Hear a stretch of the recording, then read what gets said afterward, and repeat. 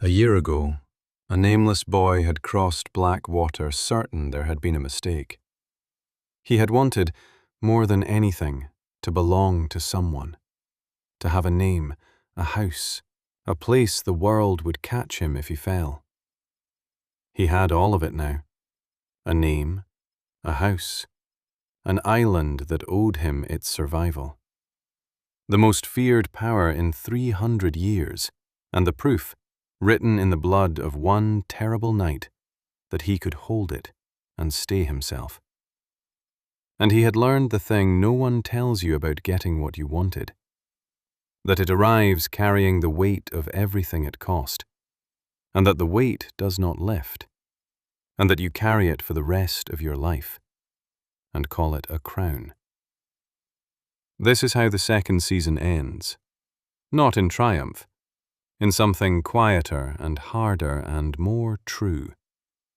A young man learning to live with what he has done, what he has lost, and what he has become, on an island that will never fully trust him, in a faith that nearly killed him, with a war still waiting across the sea.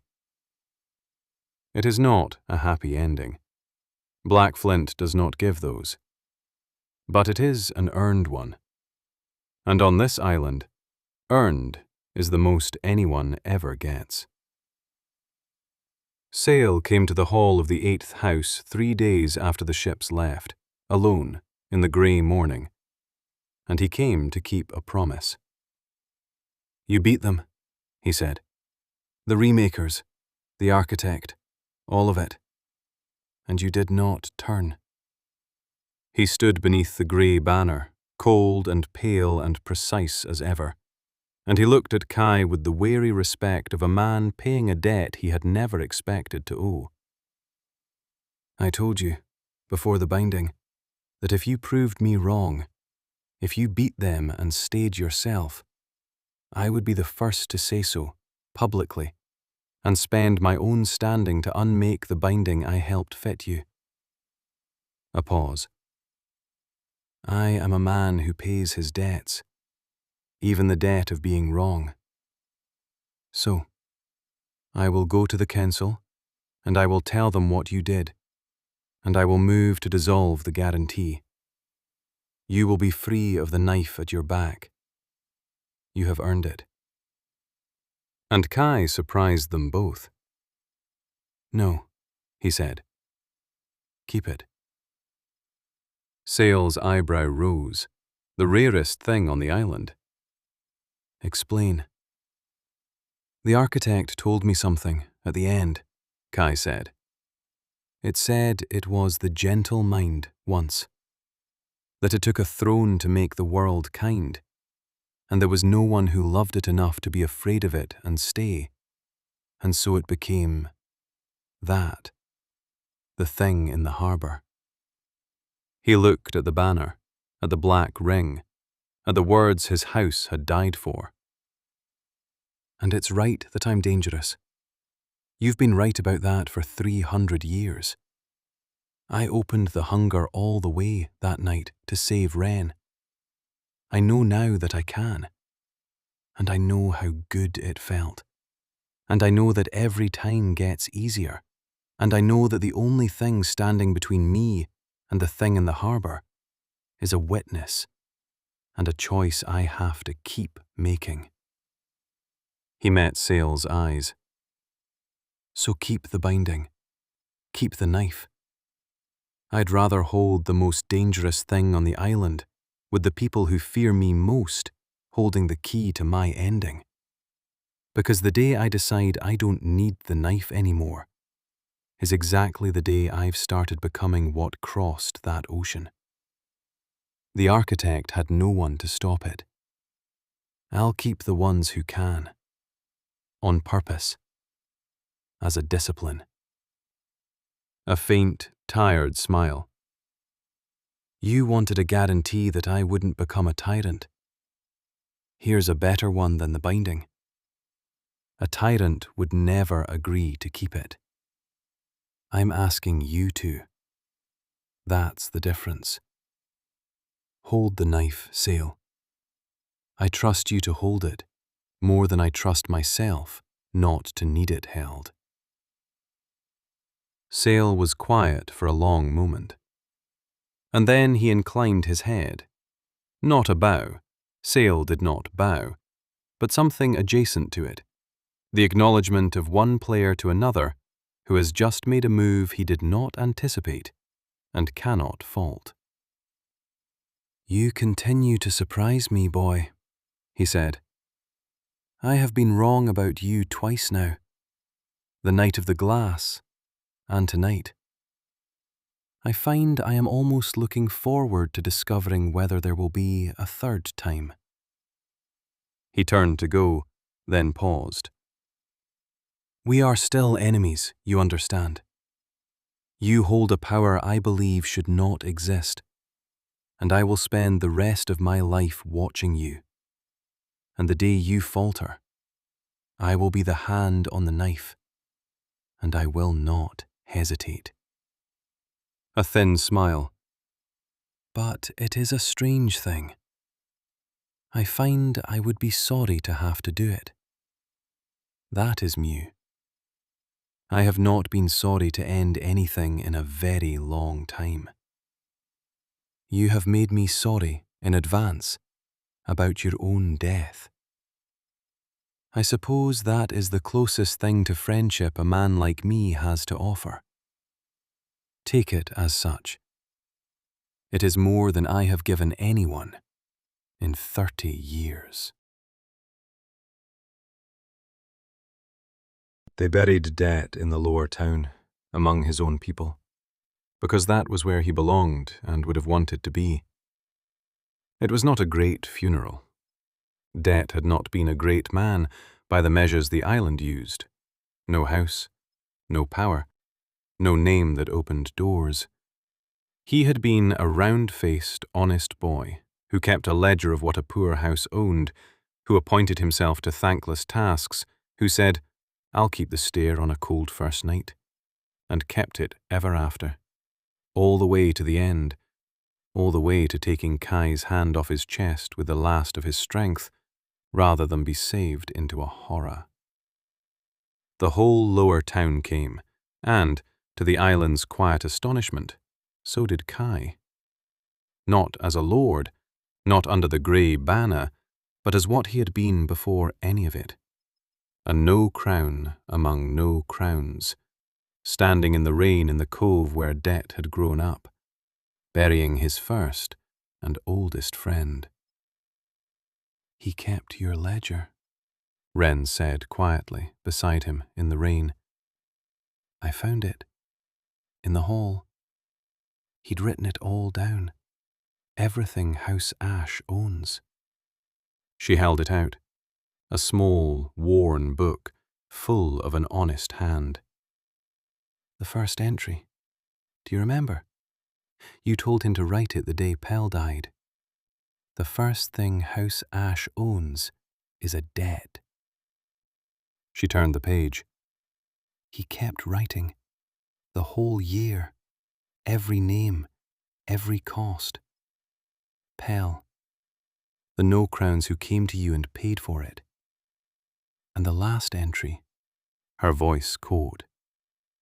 The last entry is in your hand, isn't it? Because he couldn't write it himself. Kai took the ledger. The last entry was indeed in his own hand, written 3 nights ago in the dark, after they laid Det down. It said only, Det, steward of House Ash, kept the stair, paid in full. He'd have hated that, Kai said, and his voice was rough, and he was almost smiling through it. He'd have said it was sentimental, and the ledger was for real debts. He closed the book. But some debts you can't pay back. You can only carry them and remember the name. That's what the ledger was always for. Not what we own, who we owe. He looked out over the grey cove, the rain, the people, the sea beyond that had carried so much darkness to this rock and might carry more. House Ash owns one thing in the end: a debt to the people who chose it, when choosing it cost everything. I'll spend my life paying it. That's the whole of what the 8th crown is. Not power. A debt with a banner over it. That night, in the hall of the 8th house, beneath the banner, Kai and Ren sat with the cost of the year between them, and finally said the things that had been waiting under all the danger. Lady Moran will never stop, Ren said. You know that. I burned my cover to come to you when Det died, so she knows her card is gone.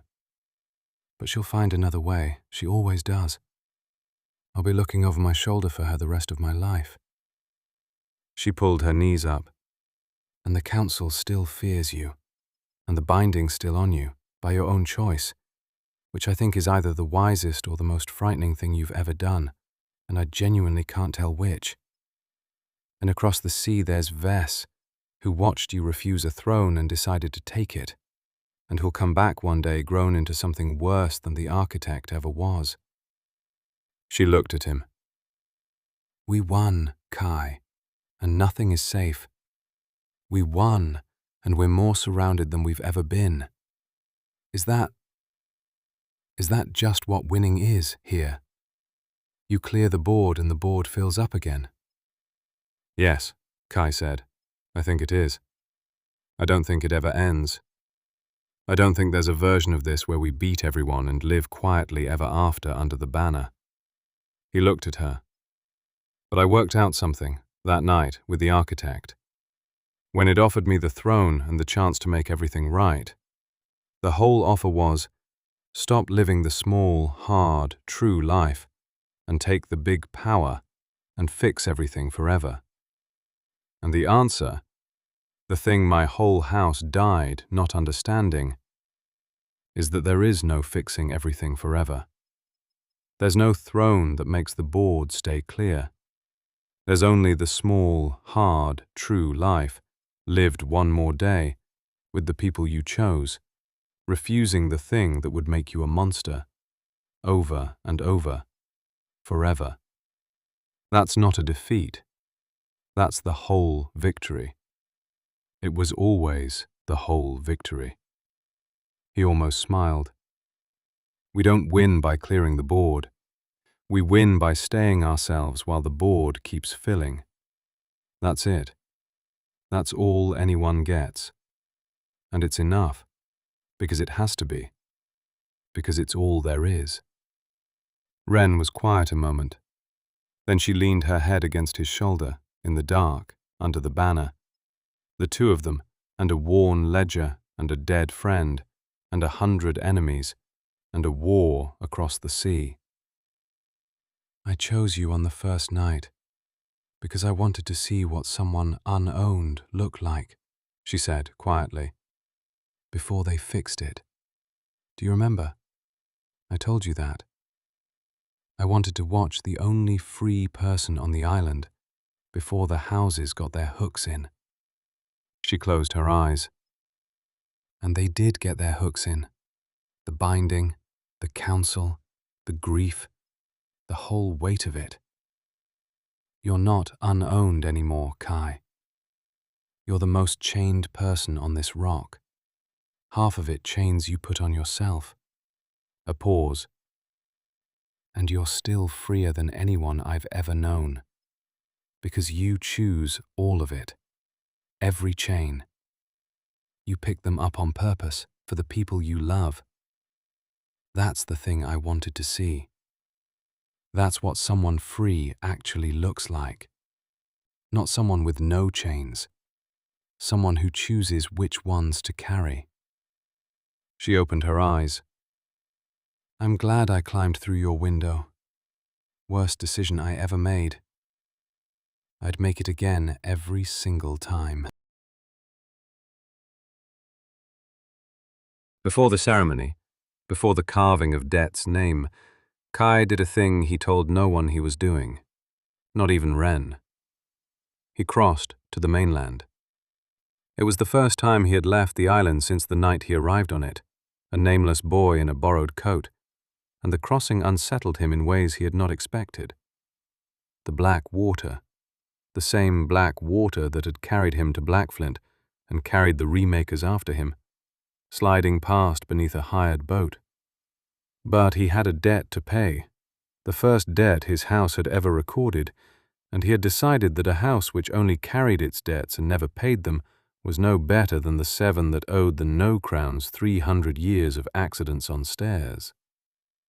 Pell's mother lived in a fishing village, a half-day up the coast, in a low house that smelled of salt and smoke, and she did not know who Kai was when she opened the door.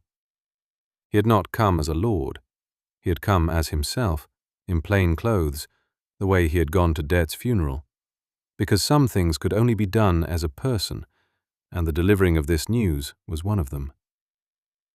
"You knew my Pell," she said, when he had explained enough. It was not a question. She was a small woman, worn down to wire and salt by a hard life, and she had the stillness of someone who had already been delivered the worst news and was only now learning its shape. "They sent word he fell, on a stair. An accident." She looked at Kai with eyes exactly like her son's. "But you didn't cross the water to tell me what a council letter already told me. So tell me the other thing, the true thing. I'd rather have it from someone who knew him than have the kind lie from people who didn't." So Kai told her the truth, all of it. That her son had come to him freely, because he was No-Crown and Kai was No-Crown, and that meant something. That he had died not by accident, but as a message, lawfully, deniably, to frighten the 8th crown. That Kai had not been able to protect him, and that the men who arranged it would never be punished, because the island's law was built to clear them. He told her the ugly whole of it, because he had promised, in the hall of his dead house, that there would always be truth there, and the promise did not stop at the water's edge. She did not weep. She had done her weeping, he thought, in the days since the letter. She listened to all of it, and when he was done, she was quiet for a long while, looking at the fire. "He wrote me," she said at last. "Before. He wrote that there was a lord at the fortress who was one of us, who'd risen up out of the swept floors, like in the old stories. He said it like it meant the world could be different than it had always been." She looked at Kai. "I thought it was a boy's foolishness. We don't rise where I'm from. The world is the world." But he believed it. He believed it enough to stand near you when standing near you was dangerous. And it killed him. And her voice did not break, but it bent. "And here you are, the Lord who was one of us, crossed the water to tell a fishwife the truth about her dead boy, when no lord in 300 years would have crossed a room. So maybe he wasn't foolish. Maybe the world can be a little different than it was." She stood, and she did a thing that undid Kai more than weeping would have. She took his hand, the marked one, the one with the hungry ring, the one the whole island feared, and she held it in both of hers without any fear at all. "Pay your debt by being what he died believing in. That's all I want from you. Not vengeance, not coin. Be the thing my boy thought was worth standing next to. Be the Lord who's still one of us. Do that, and his standing next to you won't have been for nothing." She let his hand go. "Now go home, my lord, and carry his name. That's the whole of what the dead ask of the living. Just carry the name." Kai crossed the black water back to the island with Pell's name heavier and more precious in him than before. And he understood, somewhere on that grey passage, what his house was actually for. Not power, not even the gentle faith in the end.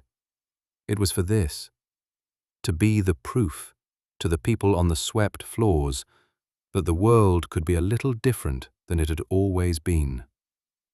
Everything else, the binding, the council, the war across the sea, was only the price of keeping that one promise to a fishwife and her dead boy. They held a small ceremony at the turning of the season in the hall of the reborn 8th house. It was for Det, mostly, a proper marking of his place in the house's short, costly history, his name set into the stone beneath the banner, the first name carved there in 300 years. Steward of House Ash, kept the stair. But it became, as such things do, a marking of more than one thing. Of the year survived, of the house that still stood, of what Kai had become and what it had cost him to become it. Sale did not come, but he sent something, a single white candle with a note in his own precise hand. For the steward. He kept the stair better than most lords keep their oaths. The White House acknowledges the debt. It was, from Sale, an extraordinary thing, and Kai understood it as such, and set the candle in the place of honor.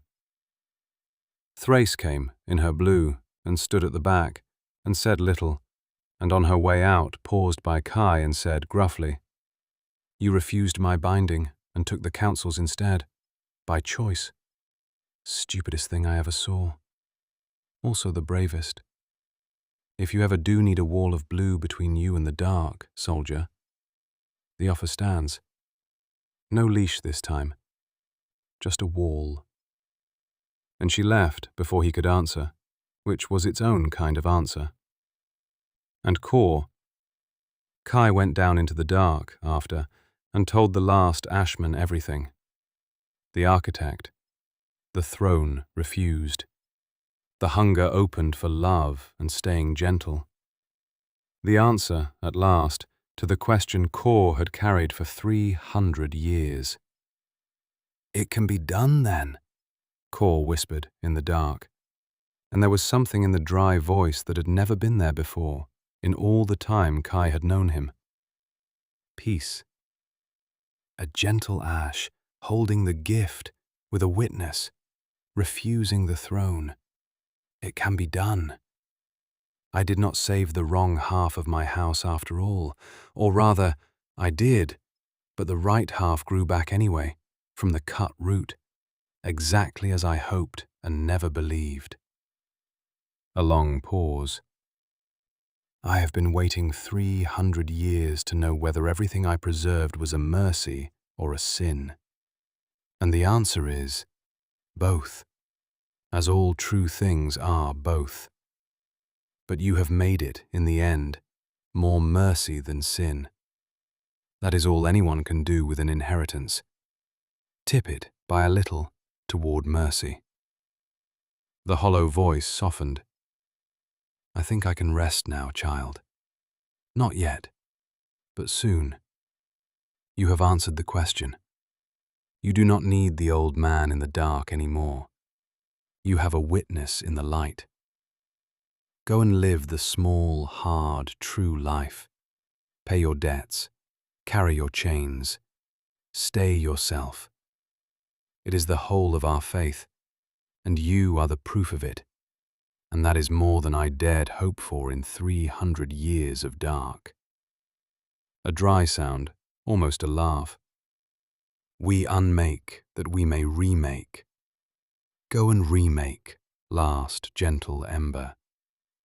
You have unmade enough.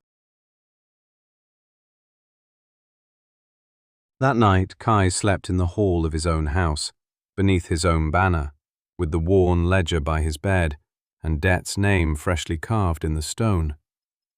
And for the first time in a long time, he slept without dreams. But far across the sea, in the hall of black stone where the architect ruled, a different scene was unfolding, and it would set the shape of everything to come. The architect sat on its ancient throne, older and more tired than it had been before crossing the ocean, changed by the ember who had refused it. Wondering in the long dark whether 300 years of certainty had been 300 years of error. It was not ruling that night. It was grieving, the strange, late grief of a being that has learned, too old to use the knowledge, that it might have been something other than what it became. And Ves came before the throne. Proud, graceful, wounded Ves, who had knelt to this throne all their life, who had crossed an ocean as its envoy, who had watched a chained ember on a cold rock refuse the very throne Ves had served in fear since birth. "You have come back changed," the architect observed. "I can see it. The homeland did something to you. What did you learn there, envoy, that has put that new thing in your eyes?" And Ves looked up at the ancient, tired, uncertain thing on the throne, the thing that had ruled their whole world, that had seemed eternal and absolute, and that had crossed an ocean and come home humbled by a boy in chains. "I learned," Ves said softly, "that you can be refused." And the architect understood, in the last moment, far too late, that it had brought the wrong lesson home across the sea. It had gone to teach the gentle mind that no ash could refuse a throne. And it had instead taught its own most ambitious servant that the throne could be taken, that the master was not eternal, that certainty could be broken, that even the architect of the realm could be made by a single stubborn ember, to wonder if it had been wrong. Ves had not crossed the ocean and back to learn humility. Ves had crossed it to learn that the throne was available. The architect opened its mouth to speak. It did not get the chance. And far away, on a cold island under a grey banner, Kai slept without dreams, not knowing that across the sea, the old certainty had just died, and a new and hungrier one had taken its place, and that the war he thought he had deferred had just acquired a master who had watched him, learned from him, and decided that the lesson of the gentle ember was not mercy at all. It was opportunity. Season 3 was already crossing the water. It simply had not announced itself yet. That was the Season 2 finale of Sigil and Ash, Episode 20, The Weight of a Crown. Thank you for following Kai's story through its darkest season yet, through the Council's cage, the Empire across the sea, the Architect's throne, and the price of staying gentle in a world that rewards only the hungry. Season 3 is coming. Ves has taken something across the water that is far more dangerous than a throne. And the small, hard, true life goes on. If this story stayed with you, subscribe and tell me in the comments. Was Kai right to keep the binding? Was he right to let debt go? I'm reading every answer. Until the next tale, this has been Sigil and Ash.